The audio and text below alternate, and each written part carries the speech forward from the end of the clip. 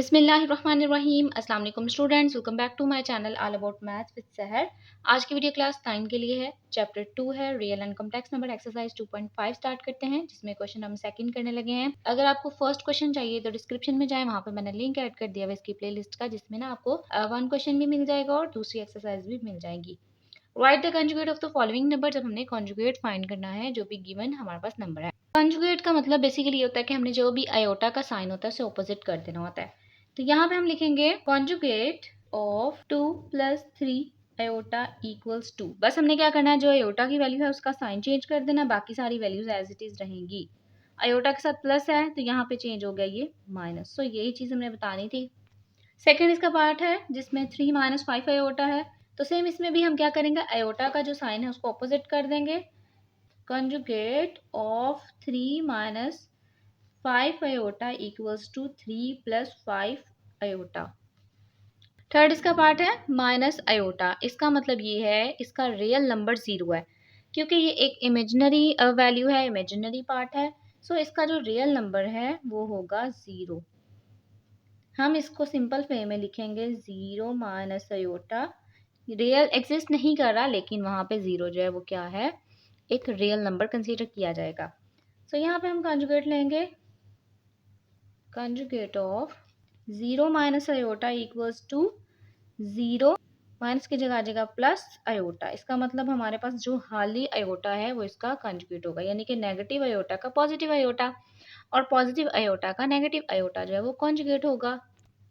Four इसका part है -3 + 4 iota.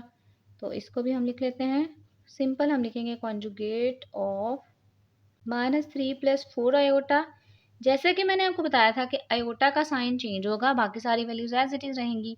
कुछ बच्चे जो है ना वो जल्दबाजी में क्या करेंगे कि वो 3 का साइन ऑपोजिट कर देंगे, हालांकि जो 3 है वो एक रियल नंबर है, तो उसका आपने उसको एज इट इज रहने देना, उसका साइन चेंज नहीं करना। सिर्फ आयोटा का जो इमेजिनरी पार्ट है ना उसका आपने साइन चेंज कर देना। प्लस है तो ये हो जाएगा माइनस। 5 इसका पार्ट है -4 - iota. Conjugate of -4 - iota equals to, फिर से वही बात, -4 एक रियल नंबर ही लिखा जाएगा, उसको चेंज नहीं किया जाएगा। लेकिन कंजुगेट लेते वक्त हम आयोटा के साइन को अपोजिट कर देते हैं, माइनस है तो ये हो गया प्लस। अच्छा, तो यहाँ पे हमारे पास है 6 पार्ट। आप इसको इस तरीके से भी कर सकते हैं, नहीं तो जो इसका एक जनरल फॉर्म है इस इमेजिनरी पार्ट को लिखने का ये है कि इसको बाद में लिखा जाए। तो यहाँ पे ना हम जो इसका जनरल फॉर्म है उसके अकॉर्डिंग लिखेंगे। जनरल फॉर्म बेसिकली होती है रियल प्लस या माइनस बी आयोटा। रियल पहले आ जाती है और इमेजिनरी आती है बाद में। तो हम क्या करेंगे, ये जो माइनस है ये इस 3 का है, ये माइनस बाद में आने वाली वैल्यू का होगा। और इसका आयोटा का जो साइन है वो यहाँ पे कुछ भी नहीं है, तो प्लस का साइन एग्जिस्ट कर रहा है। इसका मतलब है जब मैं इसको रियल को पहले लिखूंगी तो -3 आ जाएगा, और बाद में इमेजिनरी लिखूंगी तो प्लस आयोटा, क्योंकि आयोटा के साथ कोई साइन नहीं एग्जिस्ट कर रहा था, तो इसका मतलब वहां पे प्लस एग्जिस्ट कर रहा था। तो सिंपल हम इसी के अकॉर्डिंग जो है ना इसका कॉन्जुगेट फाइंड कर लेंगे। -3 एज इट इज, प्लस की जगह आ जाएगा minus and iota as it is. Question number 3 start करते हैं। Right the real and imaginary part of the following numbers. Real हम उसे बोलते हैं जो कि बिल्कुल प्योर हो, जिसके साथ बिल्कुल भी कोई आयोटा की फॉर्म में ना आए।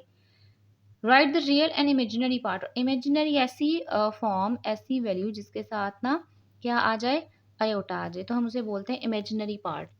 अच्छा, तो हमें सेपरेट सेपरेट करने हो इमेजिनरी और रियल को, तो हम क्या करते हैं, यहाँ से ले लेते हैं रियल, और ये जो आपको आयोटा के साथ में वैल्यू नजर आ रही है उसे हम कहते हैं इमेजिनरी पार्ट। ठीक है, यानी कि आयोटा को नहीं लिखना, लेकिन उसके जो उसका कोफिशिएंट होगा उसको आपने पिक कर लेना है। सबसे पहले तो आपने लेट करना है कि ये जो हमारे पास गिवन वैल्यू है या गिवन नंबर है ये क्या है, किसके इक्वल है, जी के इक्वल है। अब यहाँ पे हमने रियल पार्ट की बात करनी है। Real part of z equals to, जैसे मैंने आपको बताया कि ऐसी वैल्यू जिसके साथ ना कोई आयोटा ना लिखा हो वो क्या होगा, रियल। तो यहाँ पे आपको 1 नजर आ रहा है, तो यहाँ पे हम लिख देंगे 1। और इमेजिनरी पार्ट जो है, इमेजिनरी पार्ट ऑफ जी यानी कि जी जिसको हमने लेट किया हुआ है, इसने हमने आयोटा की वैल्यू नहीं पिक करनी, यानी कि आयोटा को नहीं लिखना, जो इसका कोफिशिएंट बन रहा होगा ना आपने वो लिखना है। देखें आयोटा से पहले कोई भी आपको कोफिशिएंट नजर नहीं आ रहा, लेकिन यहाँ पे 1 एग्जिस्ट कर रहा है। सो 1 ही हमारा इमेजिनरी और रियल पार्ट दोनों होंगे। सेकेंड इसका पार्ट है -1 + 2 आयोटा, तो हम सबसे पहले इसे लेट कर लेते हैं। Let z equals to 1 + 2 iota. Real part of z equals to, अब देखें रियल कौन सा है जिसके साथ कोई आयोटा की फॉर्म नहीं है, तो वो कौन सा है, 1 है। क्योंकि इसके साथ कोई भी आयोटा की वैल्यू आपको नजर नहीं आएगी, आयोटा नजर नहीं आएगा, सो ये रियल होगा और ये इमेजिनरी हो गया जो उसका कोफिशिएंट होगा। तो यहाँ पे हम लिखेंगे imaginary of z equals to 2, खाली 2 लिखेंगे। अगर साइन फर्ज करें यहाँ पे आ जाता है। अच्छा यहाँ पे जो है ना ये है -1, सो रियल जो है हमारे पास वो -1 ही होगा। और इमेजिनरी में +2 है तो +2 ही लिखेंगे, यानी कि 2 ही खाली लिखेंगे। थर्ड इसका पार्ट है -3 आयोटा + 2, तो सबसे पहले तो हम लेट कर लेते हैं। Let z equals to -3 iota + 2, और साथ ही साथ ना इसे अरेंज भी कर देंगे क्योंकि हमें पता है कि इसकी जनरल फॉर्म क्या है, पहले रियल नंबर आता है उसके बाद इमेजिनरी आता है। तो रियल नंबर से पहले अगर साइन देखा जाए तो कौन सा साइन है, प्लस का साइन है। सो मैं यहाँ पे लिखूंगी +2 और -3 आयोटा जो है वो आ जाएगा बाद में according to general form. So यहाँ पे हम लिखेंगे real of z equals to, इसमें से रियल कौन सा है, ऑब्वियसली ये वाला जिसके साथ इमेजिनरी वैल्यू नहीं है, 2, और इमेजिनरी जो पार्ट है वो होगा आयोटा का कोफिशिएंट। अब आयोटा का कोफिशिएंट आपने देखना है, जो उसका साइन होगा उसके अकॉर्डिंग लिखना है। प्लस है तो हम उसको सीधा सीधा लिख देते हैं, माइनस है तो वो लिखना ज़रूरी है। 4 इसका पार्ट है। 4 पार्ट में क्या है, -2 आयोटा।